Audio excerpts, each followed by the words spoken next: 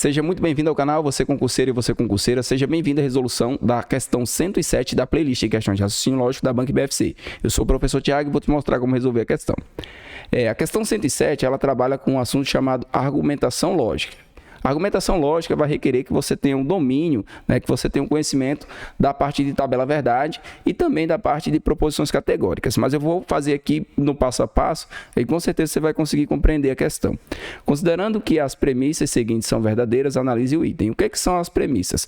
As premissas, elas são as proposições, só que ela pode ser simples ou composta. Então, quando você tem um conjunto de premissas, vai te levar a uma conclusão, que vão te levar a uma conclusão, ela é chamada de argumento. Então, você tem aqui, nesse caso, ele está me dando as premissas e a gente vai questionar se essa conclusão que ele está me dando, ela vai ser verdadeira ou falsa. Se ela for verdadeira, nós vamos ter um argumento válido. Se ela for falsa, o argumento é inválido. Então, basicamente, é isso que nós vamos fazer.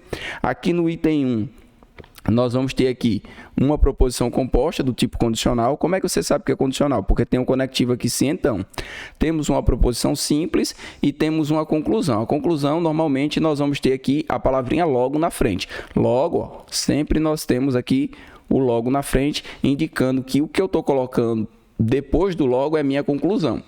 Então, aqui no primeiro item, nós temos uma proposição composta, onde nós precisamos usar aqui essa proposição simples.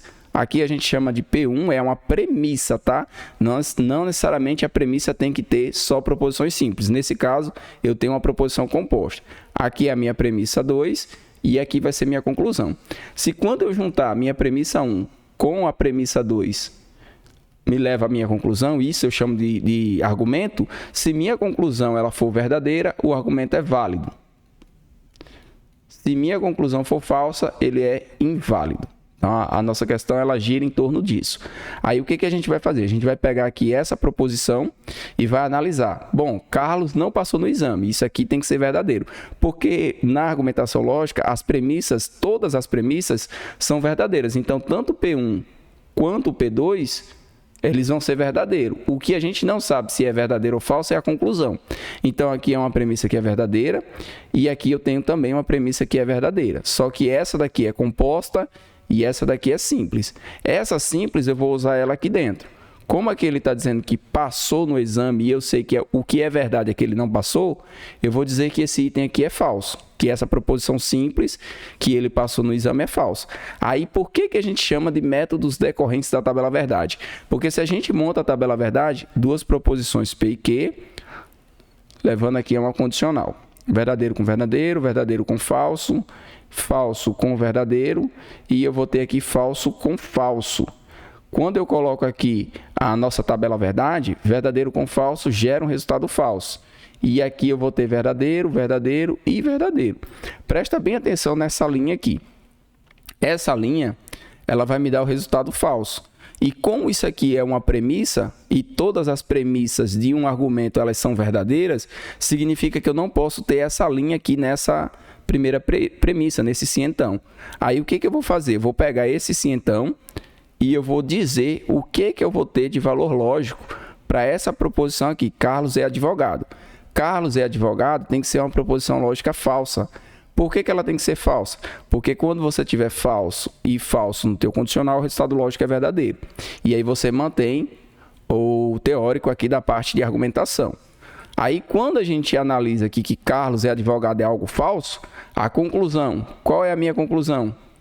Que Carlos não é advogado, certo? Carlos não é advogado, isso aqui é verdadeiro. Se isso aqui é verdadeiro, então, meu argumento é válido. O primeiro argumento, a gente vai considerar como válido.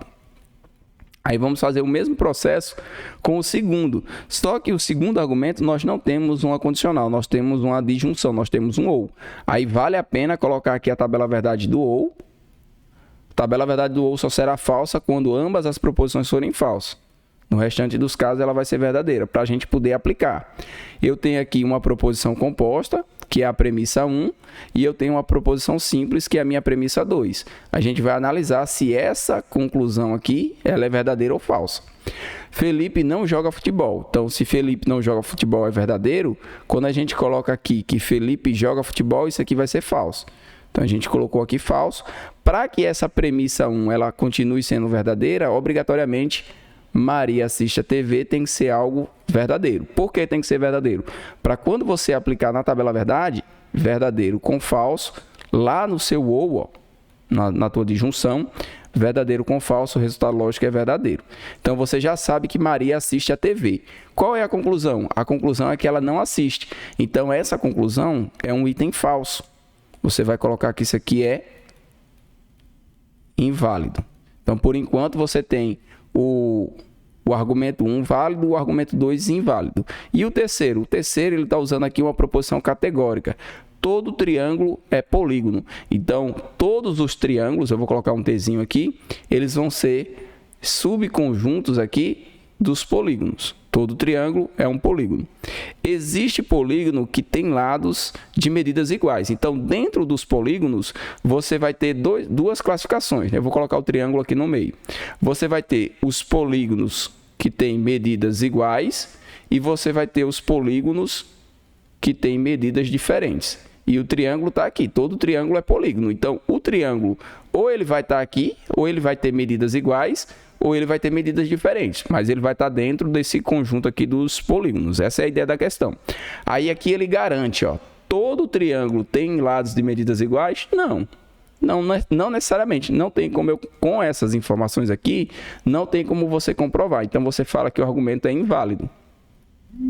Então você vai considerar aqui que não tem como colocar aqui que todo triângulo tem lados iguais. Você ficou com o argumento 1 válido, 2 inválido e o 3 também vai ser inválido. Logo, nesse caso aqui, quanto à validade ou não dos argumentos, é correto afirmar que somente um é válido. A alternativa correta da questão, letra E, certo? Então, espero que você tenha compreendido toda a resolução, não tenha ficado nenhuma dúvida. Se ficou alguma dúvida, coloca no comentário, coloca certinho qual é a sua dúvida, que eu terei o maior prazer de tirar. Então, vamos para a nossa próxima resolução, questão 108 da playlist. Se você não for inscrito ainda no canal, se inscreva, porque com certeza essa playlist de questões resolvidas pode ser o diferencial na hora da sua prova.